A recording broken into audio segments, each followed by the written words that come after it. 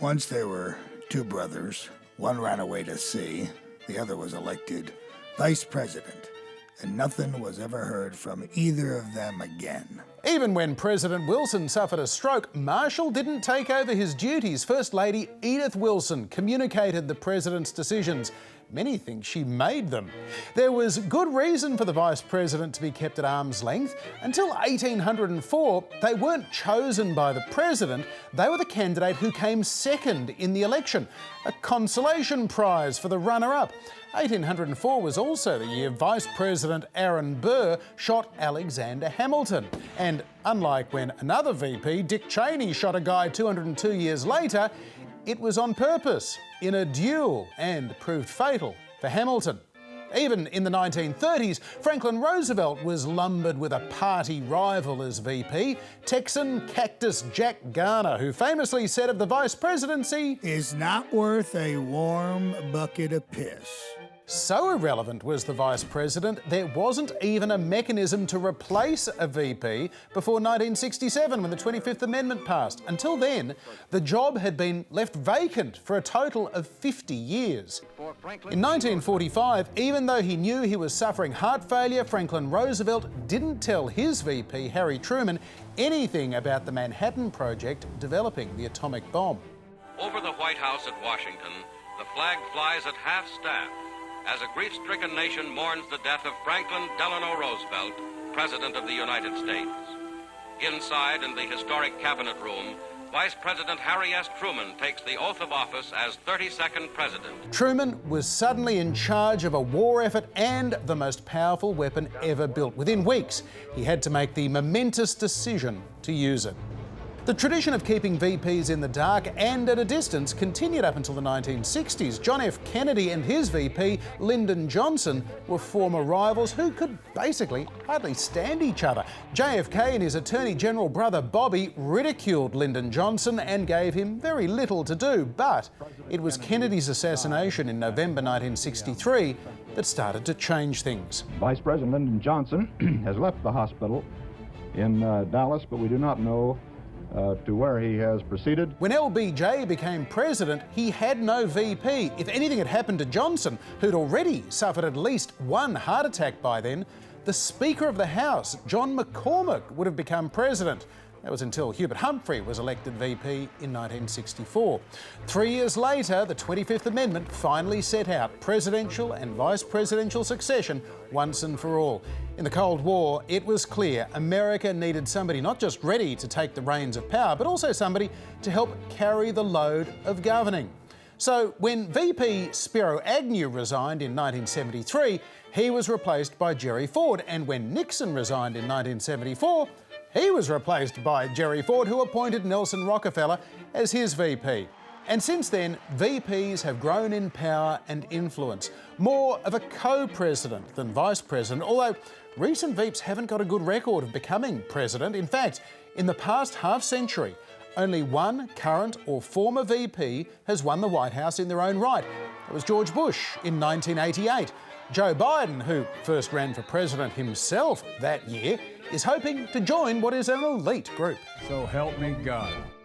Out of context, at the Trump town hall, the Trump family announced they decided to pay taxes this year. We did the right thing, but we never want to have to do it again. The president weighs in on when keeping up with the Kardashians will finally end. I hope it's going to be very soon, because I'm seeing things that I don't like seeing.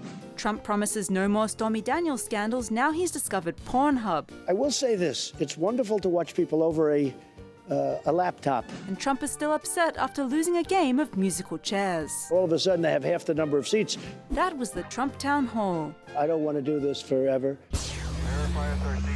Well, things are starting to get real as far as the economic side of this crisis goes. Last week, we saw GDP shrink by 4.8% in the first quarter, even though COVID barely overlapped with it. IHS Markit projects next quarter's GDP to shrink by about 27%. Strangely, almost half of that first quarter decline in GDP can be attributed to reduced healthcare operations, even during a pandemic. You see, they put a hold on all the highly profitable elective procedures. Even more of an issue, though, is consumer spending. Now, that accounts for about 67% of total GDP. That dropped 7.5% in March, which you can see is 5 times what the drop was at the height of the GFC. Although the good news is that while people aren't spending so much, they are saving. And that's creating a little money ball that could be dropped sometime later this year to get the economy going again. What people are waiting for now, though, is April's unemployment rate. We learn what that's going to be late on Friday night. Economists are expecting it to be about 16%, although DRW Trading estimates that the real number of jobless Americans could be between 32 and 70 million, wide range, representing between 20 and 45% of the workforce. Ironically, those who've kept their jobs are working 3 hours a day longer than they were before the lockdown, so no one's happy at the moment. But you might be thinking, this isn't so bad. All those unemployed people are getting huge COVID benefits checks, aren't they? Well, about that. Big, beautiful world. Okay, so we've just seen all kinds of apocalyptic graphs, and here is one more for you. This is the percentage of the labour force on unemployment benefits. 12.2%. Hang on, 12.2% on benefits? That's not that crazy. It's not 30 or 40% out of work, is it? Well, this was 2 weeks ago. But note, even at the height of the GFC, only 4.7% were collecting unemployment benefits then. So what's going on? Well, this has been happening the whole crisis. Back in March, only 29% of unemployed Americans were receiving benefits. By mid-April, an estimated 6.2 million Americans who had applied for benefits still hadn't received their first payment. And even today, a notoriously stingy state like Florida has only paid out, 25% of claims. And remember, right now, pretty much every claim is supposed to be paid out, but 25%. Unfortunately, America's benefit structure kind of sucks. Firstly, there's all the usual causes for system failure. They rely on 40-year-old computer systems, websites crash continuously, phone lines are jamming for hours on end. Ohio had to build their COVID payment system from scratch. People couldn't even apply for it until 2 weeks ago, and payments won't start until mid-May, 2 months after they shut down the state. But the biggest problem is many of these systems have been set up to fail.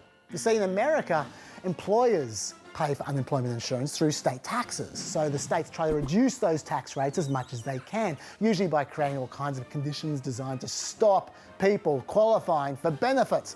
Like, for instance, you can't have quit. You have to have been fired through no fault of your own.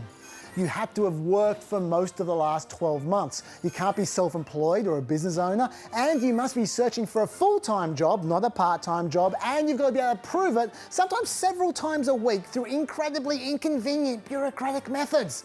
The net result of all this is that while these states here pay unemployment benefits to about half the unemployed, with Massachusetts paying out the most, 56%, America, on average, only usually pays 29% of unemployed people benefits. And these states here, they're another matter altogether. By the way, Florida and North Carolina always seem to be at the bottom of these lists. And the absolute worst in this case is Mississippi, paying out benefits to only 9.2% of the unemployed people.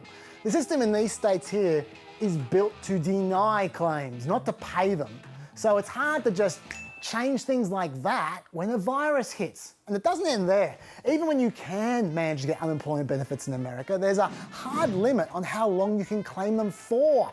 The most generous state, Montana, with a 28-week maximum for unemployment benefits. And then you've got 40 states on 26 weeks, but then you've got these states with, of course, Florida and North Carolina down the bottom, with only a 12-week maximum for unemployment benefits. After that, you're screwed. But don't get too cocky there, Australia, because while these are the maximum weekly unemployment payments from the stingiest states, and yes, $235 a week from Mississippi, that doesn't look good. But this is what the brand spanking new job seeker allowance pays in Australia. And of course, that's Australian dollars. At current exchange rates, that's actually 181 American dollars, or $191 with purchasing power parity, comparing apples with apples. And that there is significantly lower than the stingiest American state. So just bear that in mind, okay? Right, enough bearing in mind. But what happens to those Americans who don't qualify for benefits? Well, if you've got a poor family with children, especially if you're a single parent or you can't work for some reason, you might qualify for TANF, or temporary assistance for needy families. The bad news though is that most states are even stingier with TANF than they are with unemployment insurance. Even the generous states here, they only provide money to about 40% of families under the poverty line, apart from California. Woo! But check out the other end of the scale. That is not good. Louisiana and Texas only provide support for 4% of the families under the poverty line. So yes, sort out whatever's going on with the special corona support payments, but spare a thought for the people who are struggling every day, because there might be more of them than you think. Big, beautiful world.